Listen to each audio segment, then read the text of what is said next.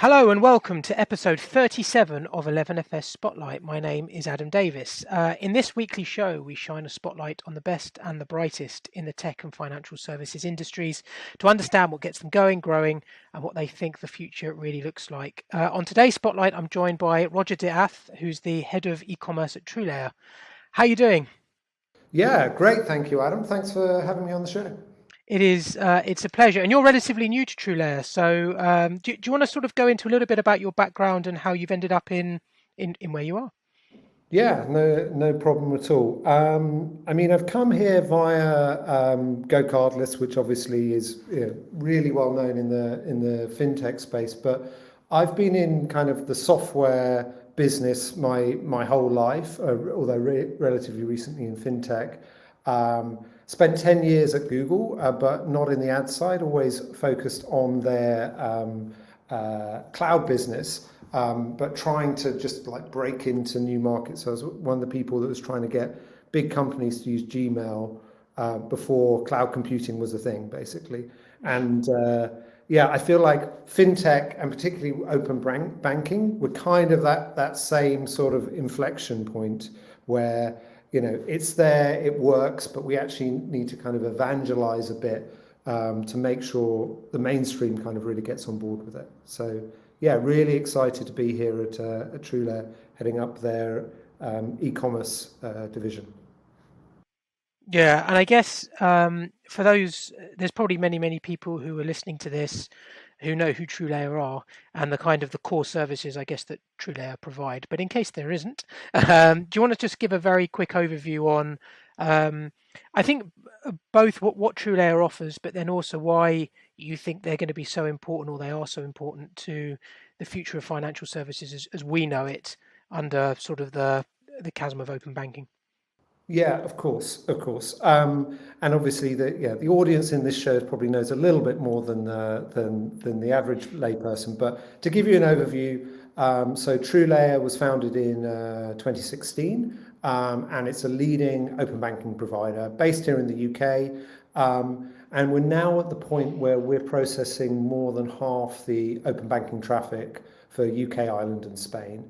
We're available in 12 different markets. And we've seen a lot of growth in the last year. But interestingly, I think open banking at the beginning was perhaps more heavily focused on data, but naturally we've seen a lot of growth in the payments part of the business.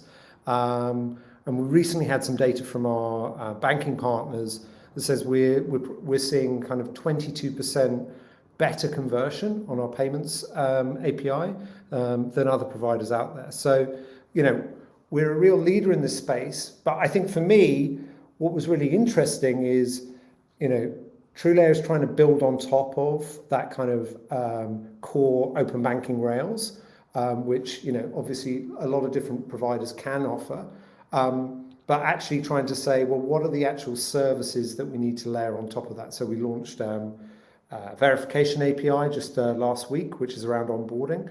And something close to my heart in e-commerce is Pay Direct, which allows instant payment, but also instant withdrawal of funds as well, which I think fixes a really big gap in the market. So I'm really excited to be here at TrueLayer. I feel like, if open banking is an interesting area, TrueLayer is kind of right in the center of that, which is why I decided to join.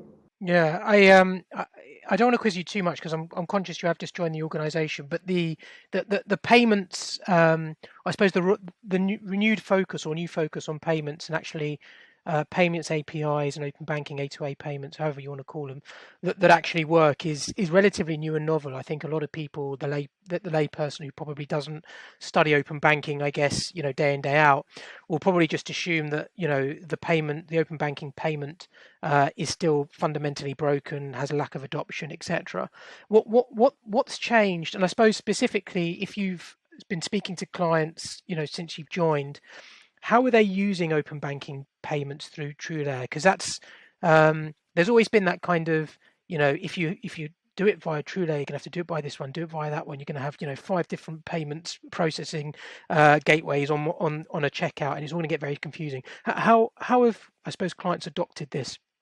Yeah, I mean, it's a good question, and I think for a while it was slightly a chicken and egg thing where, people would be saying, well, are consumers demanding it, then we'll do it. And then people were saying, well, but if they don't adopt, if they don't enable it for in their applications, then how can consumers adopt it? I think we're past that point um, in core industries. Certainly, we see that within TrueLayer. So. Um, One of the key metrics that I asked when I was joining here is, what is really the share of checkout where we've gone live with customers? Yeah. Is this like adopted by 1 or 2%?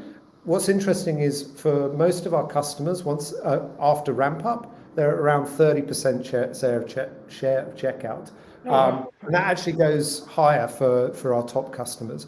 So that's real end users preferring to pay this way. And yeah, for the payments API, and you know, it's been kind of the leaders, kind of the most innovative companies that have initially adopted this stuff. So we partner with Revolut, it's well known, or people like Trading 212 and other kind of fintech and trading wealth tech stars. But I think the exciting thing is we're now, it's always been, I wouldn't say quite a no-brainer, but like the core things that you get with open banking are so strong. Now that we're starting to see this consumer adoption, that's when, moving it into the mainstream for e-commerce usage, that's where we are now. And we're starting, I wouldn't say we've finished that. We're kind of at the start of that journey, but I've been really impressed in my short time here, the amount of kind of market demand to say, well, we have been thinking about this, but is it really real? And we're like, it's real, it's here. It converts better than cards already today.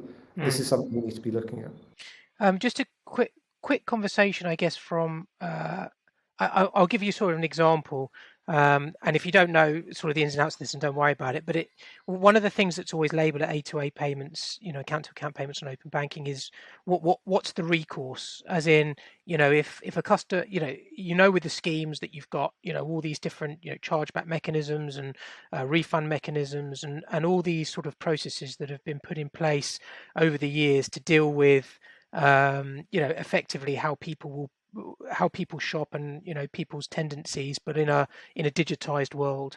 How are you guys dealing with that in particular, with regards to an A2A payment? And is it a case that you guys will literally just sort of offset the risk to back to the provider or back to the client that takes your services?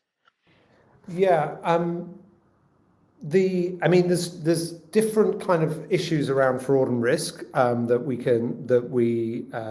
need to address. I mean, I think from a merchant standpoint, it's pretty crystal clear because because it's an authenticated payment at the point of payment, you're already getting that kind of SCA security, but included as part of the core offering without any additional friction. It also means that there isn't, because the fraud is so much less, because it's really authenticating using bank grade security, there isn't a card to steal. You can't find, a card number and an expiry date online for this. It really is logging into your bank account. So from the consumer's perspective, the fraud risk is much, much less from the get-go because, you're not being there isn't that kind of issue around stolen credit cards at its core. And obviously, wallets and these kind of services don't really get around this problem because you're normally embedding a card within Of the course, wallet, yeah. whereas this is going direct via the bank. From the merchant's point of view as well, there isn't any chargeback risk. So that's what we saw. I know we'll get onto it, in the report is that chargeback risk is a big concern for the merchants. They're seeing a lot of increase in that kind of friendly fraud, as they call it. And obviously that doesn't exist within open banking payments, which is a big positive for the merchants. Yeah, let's get on to the report and we'll talk a little bit about, I guess, the bigger picture. For those who haven't read it, do you want to give a sort of a very brief summary of what it is, who is it in partnership with, and some of the findings within it? Yeah, no problem. So I think actually to address some of those kind of broader concerns that you were putting, we partner with YouGov. Obviously, they're really well known in this space in terms of actually getting data. And we went out to both online shoppers and like 350 e-commerce merchants as well. And obviously, shopping and online shopping has radically changed because of the pandemic. So we really wanted to see what trends are emerging now, how people think about spending, how people have shifted to digital, and what the impact has been. And there's some interesting findings there, both around the pain points that merchants are feeling, mainly around cost. Um, some issues around how consumers are thinking about security. And I know we'll probably go into it in a little bit more detail, but it's interesting the role of refunds from a consumer's point of view, and how that might actually drive loyalty going forward. Because I think merchants have had to face,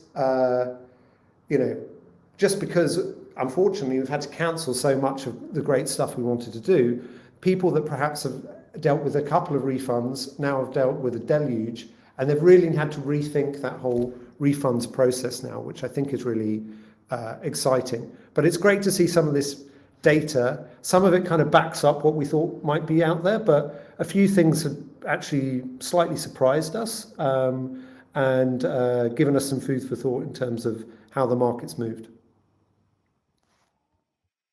Yeah, I mean, you're looking at some of these figures. 74% of merchants plan on adopting open banking to reduce costs. I'm assuming this is the open banking payment mechanisms rather than, as you said, on the data side, to improve conversion and deliver a better shopping experience. That's a high number. I guess from a literacy perspective, did you find, whilst undertaking the report, that a lot of merchants are actually aware of open banking? Because I think there's well, I suppose how much has the marketing worked thus far, where you can go to, I mean, commerce merchants are probably a little bit more aware of it than others, but I mean, in terms of that literacy, where did you see that on the scale of a 1 to 10, or a good to not so good? Yeah, I mean, I think, as you say, that stat is pretty positive around, three-quarters of merchants are thinking about how they implement open banking. Um, and but I think sometimes there's confusion between, merchants and retailers, are aware of this, and if you're in the payment space, you really should be. But that doesn't mean consumers necessarily know what open banking is. But what's interesting is when we ask them about, would you be happy to pay with instant bank pay, right? 63% of shoppers in the report said, yeah, I'll be happy to do that, right? So I think sometimes the brand we use within kind of fintech, which is kind of based on regulations, like, no shopper will ever care about PSD2, right? But if they have a payment method which is easy for them and convenient, backed up by their bank, it just seems to work. I don't think we need to worry too much about the open banking branding. Yeah. It's more about, getting that instant bank pay experience into people's hands. And actually, that's what we've seen. That we don't get that share of checkout that I talked about earlier without people just trying it and saying, "Oh yeah, this works." And we see a lot of repeat usage as well, which I think is really a strong signal in the data. Yeah, it is. I wouldn't say it's not a fundamental shift to the customer journey, but it's a fundamental shift to the way payments work. And I think that's why, I suppose, for us fintech nerds, it's something like it's quite apocalyptic. I mean, this is actually sort of the dawn of a new age of A2A payments, something which I suppose those in open banking programs up and down the country have been talking about for a long, long time. Just to go back to your point on refunds, because I think that's a really interesting point. The report refers to refunds as a loyalty opportunity for merchants. Why is that, and why have merchants? Is that you guys saying we believe it's an opportunity for loyalty for merchants? Or is that merchants actually saying, "Do you know what, because of the new technology, it is an opportunity for loyalty"? Yeah, I think, and this was one of the points I think in the report that really sort of jumped out at me was And as I touched on, because unfortunately we've had to deal with a lot more refunds, particularly if you're in the travel industry, for example. But the shopper experience isn't really matching up to what merchants are delivering. That's why there's an opportunity. There's two points. So one is shoppers are expecting to get a refund within 1 week or less, 80% of them. But that's not been their experience. And actually, when you look at the frequency of complaints around refunds, that's been going through the roof. And particularly for this category of merchants which are dealing with higher value orders, they're like more than half said they're frequently getting complaints about refunds. So, there's a broken process there. And interestingly as well, 85% of the merchants said that if they could offer an instant refund, that would make customers more likely to shop with them again. So this is why we think there's an opportunity for kind of driving loyalty as part of the experience. It matches up with shoppers who say 2/3 said if they knew they could get an instant refund, that would make them more likely to shop on the site again. So here we have a slightly broken process today, partly because, if you're going via the traditional card networks and various other things, it can be a multi-layered approach, right? Yeah. I think with our product called Pay Direct, but the layer that we've put on top of the open banking payments allows us to do an instantaneous refund in the UK. So it takes 10 seconds to pay, but equally it takes you 10 seconds to get the money back into your account in cash. And we think this is a big opportunity for retailers to actually start promoting instant bank pay, but as the one that gives you the best refund experience. Right. And that's kind of trying to get a win for the shopper, as well as the merchant as well. Yeah, I mean, I can guarantee you, I've got to take back some stuff which I bought last week, and the whole process, the process in front of me is daunting, let alone actually getting the payments back. So I can thoroughly sympathise. I guess from your perspective, is the holy grail for an organisation like TrueLayer? At the moment, you've got, you said the specific adoption around fintech companies, mentioned Trading 212. There's organisations like Revolut who will know this technology, will obviously have been very close to this technology. Will probably have programs internally that have built this into an internal capability to bring this technology in. It's kind of the holy grail to get onto a platform like let's say a Shopify or one of the the website builders and actually deliver this solution for small SMB businesses by virtue of, let's say, a third-party player like a Shopify or like a Wix or whoever it might be. I just wondered about your thought on really when the needle's almost moved to when you start looking at sort of mass adoption of this and what it might take. Yeah. I think it's a good question, but yeah, I think when you start talking about mass market adoption, then those integration points with whether it's like Magento, BigCommerce, at the enterprise side, or the Shopify's, or people like I used to work with in a previous role, like Equid, who recently got bought out as well, who are really focusing on that like SMB layer. Yeah, you have to make it just a standard part of the like onboarding experience. Whether that's via the e-commerce platforms themselves or even via the big PSPs as well. So yeah, we are thinking carefully about how to make that a really seamless, easy experience and investing in some of those places as you'd imagine. I think where we are at the moment is getting our first wave of clients really live and really happy with this. People like Kazoo are mentioned within the report.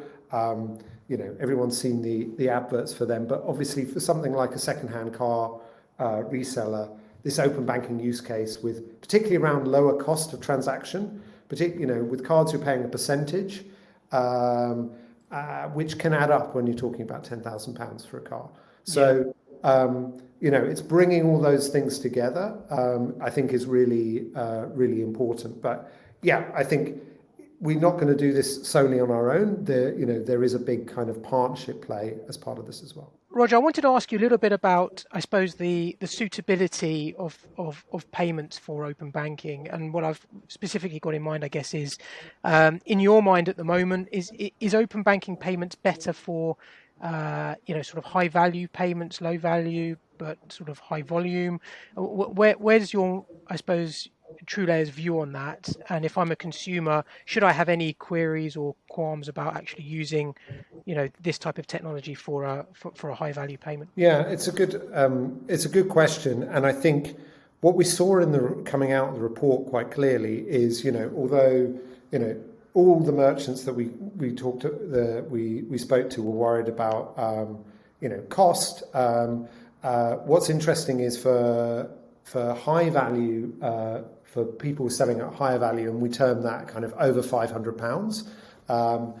They actually saw their number one issue was fraud and chargeback, and actually some of the numbers are get quite big. Like, so people are spending over £200,000 on chargeback and fraud within that space. Wow. And also they're aligned with the people that hear the most complaints about refunds. So our working hypothesis, if you like, is although this open banking payments actually is applicable everywhere, I think the people that are feeling it most today are actually industries where they have a slightly higher order value. So I think that's electronic goods, but also potentially things like flights and hotels, luxury, and buying cars online is a classic example.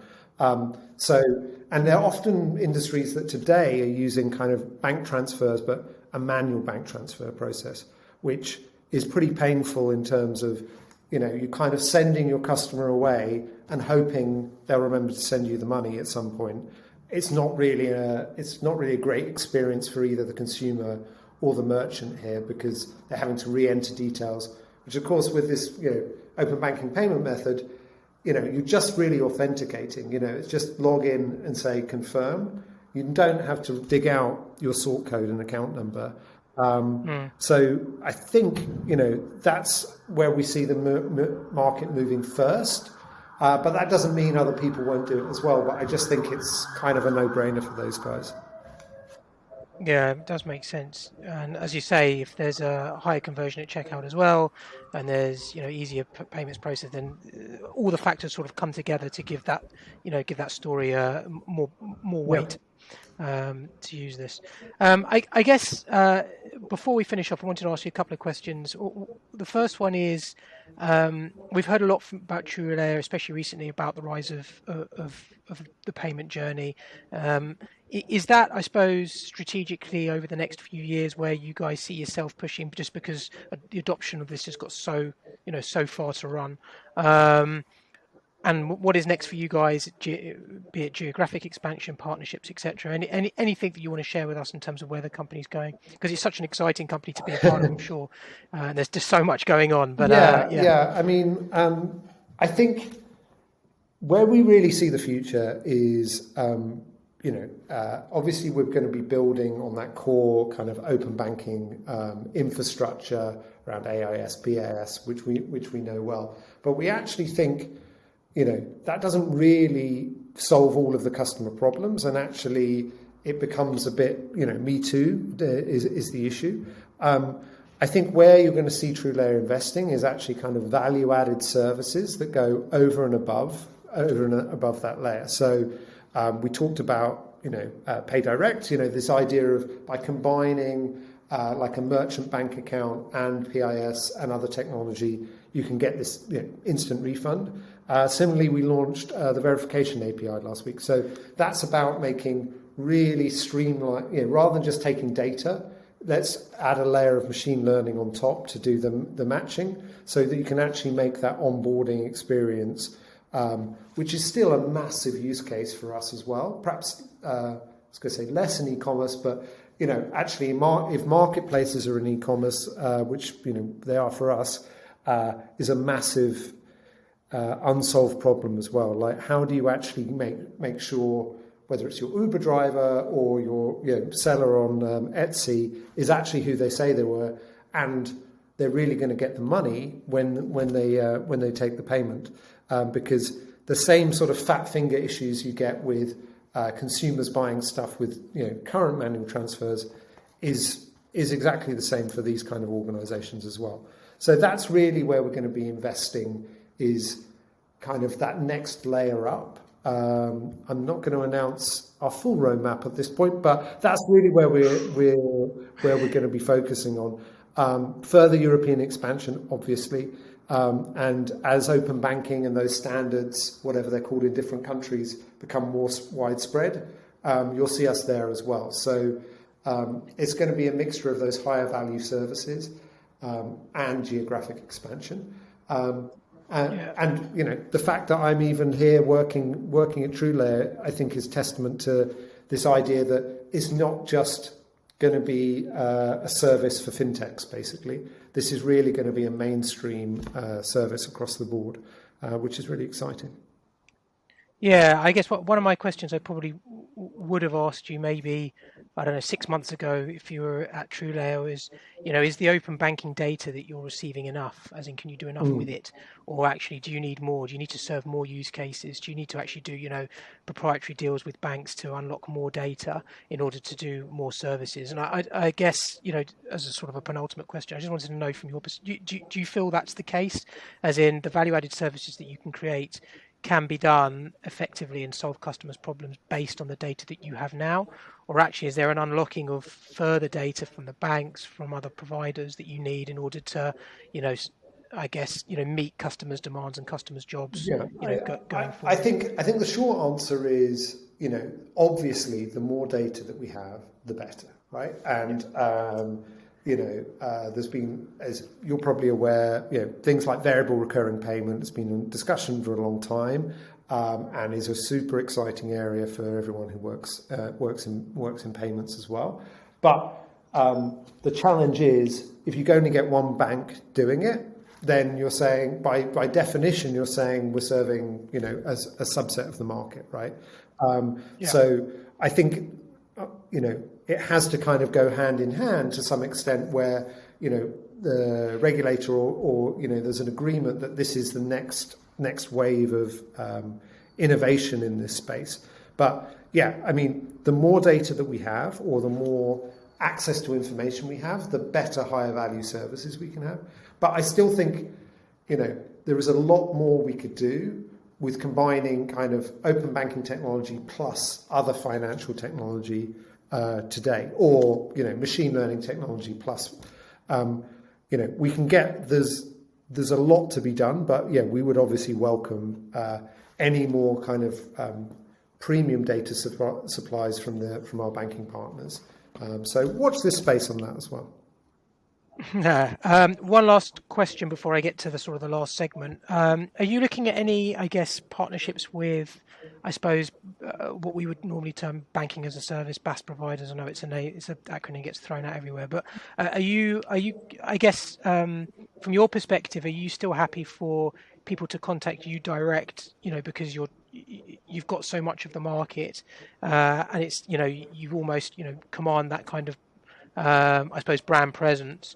Or actually, for you guys going forward, is there a view that you could go to the underlying core banking providers and become a part of another stack, if that makes sense, in sort of a one-stop solution? I'm kind of thinking about distribution of your product here, and don't worry if you can't answer it, but it's just I'm just kind of interested in terms of what your thoughts are on that. Yeah, I think we're still so early in some of in understanding, what is the key customer requirements. We know some of them, but I think we still want to be kind of part of that conversation as much as possible. So we will continue to have direct relationships. But I think I touched on earlier, I don't think we can do this alone. And I think particularly as we move into the mainstream, wider distribution partnerships, whether it's banking as a service, but, certainly things like PSPs or, integration with e-commerce providers or other kind of platform plays where it makes sense, I think is definitely an aspiration there. But I think if people want to talk to us about open banking, we'll obviously be very, very happy to give us a call. Or actually, if you're head of e-commerce in a large business and you don't know what the hell open banking is, but you want to have better converting payment method that is cheaper and gives instant refunds, and we don't have to say the words PIS, AIS, any of these acronyms, we're very happy to have that conversation as well. Because I feel like we're sometimes in danger of getting a bit kind of nerdy and kind of fintechy, whereas actually what people really care about is, are my customers going to be happy? Can I get the money in time? Basic things. And I feel like that's the conversation we need to be having now. Yeah, for sure. There is one last question, and this is, I think, one that we always ask on Spotlight. So it's not specifically designed for you. I will. The question is there any advice that you would give your younger you? It's like the trick kind of interview question. I like it.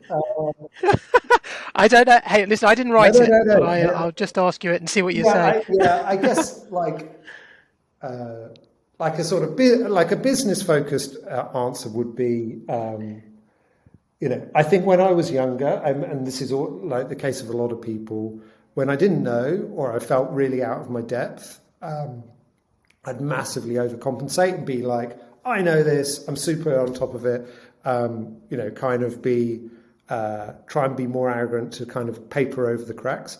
And it's only, fairly recently as I've grown up a bit, I realized if you really want to be a good leader, it's better to say, I don't know, or I need help, or I'm struggling with this as well. And it took me a long time to realize that in a kind of business context. But I guess the real answer is I'd just say buy Bitcoin as soon as it comes out. Or actually just mine Bitcoin on my laptop and see what happens. Right? That would be a much better idea, but much better system. Yeah. Take the plunge in 2014 and get those USB I've got a sticks story out. about that, but I never did anything, so it's fine. Do you know what? It's amazing because I've spoken to so many people who are in the same boat. They're like, I picked up the USB stick and I stick it on the laptop, and I was like, it was such a convoluted process, I just gave up. And it's like, oh man, it's like so 20 many people that I minutes speak more to in the reading, industry. and it could have been very different. But then, you know how it would end up. You would have been like the guy who's like looking for the USB stick in the rubbish dump because it's worth like $200 million now. So, perhaps that's a good one to miss. Yeah, exactly that. Cool. Thanks very much. That's the end of the show. Much appreciated to have you on, Roger. And good luck with everything at TrueLayer. And obviously with the move and everything else. We wish you all the best. Where can people find out more about you and I guess everything that you're getting up to from here on? Yeah. So I mean, obviously, go to the TrueLayer website. They can download the report if they want to see all the stats and figures and see if I actually remember them correctly. Me, obviously, ping me on LinkedIn, I'm on there, or roger at truelayer.com if they want to try email as well. But we're obviously more than happy to answer any questions people have got. But Adam, really enjoyed this today. It's been a fun conversation. No, pleasure. And to our listeners, that's obviously all we've got time for this week. Make sure you follow 11FS on LinkedIn and Twitter so you never miss an episode. And go visit the 11FS YouTube channel where you can catch up on previous episodes. A new episode of Spotlight is released every Thursday at 12 p.m. UK time. Have a great week, everybody, and we'll see you next time. Goodbye. Bye.